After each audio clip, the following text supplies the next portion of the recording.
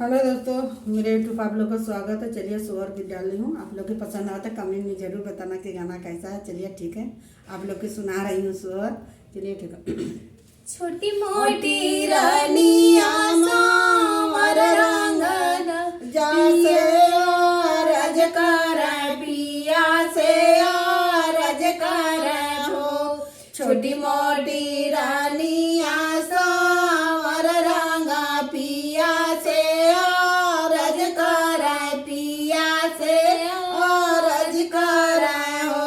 पिया जब मरे होई है हो रिलवा कवाना सुख देवा कवाना सुख देवाई हो।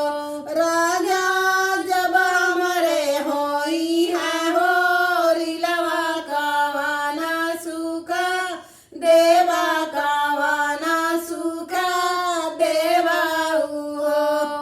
माई मोरी आगे पीछे दुनिया बाहिनिया सेवा करिए बाहिनिया सेवा करिए हो।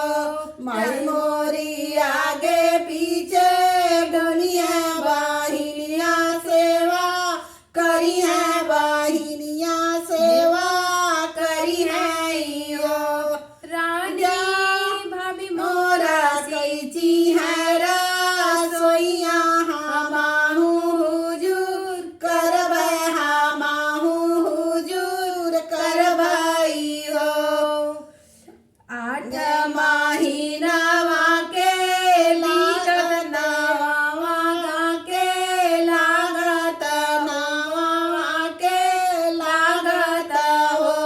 सखिया होत बिहाना पाहा फाटत होरी लाजा नमलियन होरी लाजा नमलियन हो। सखिया होत बिहाना पाहा फाटत होरी लाजा नमलियन होरी लाजा नमलियन हो। बाजे लागल आंगन बदैया उठन लागे सोहर उठन लागे सोहर हो। बाजन लागे अंगना बदैया उठन लागे सोहर उठन लागे सोहर हो। सखिया घर आए उजियार लालाना जय जानम लालाना के जानम से हो। राजा रानी के बोला मैं बगल बैठाव बगल बैठाव हो।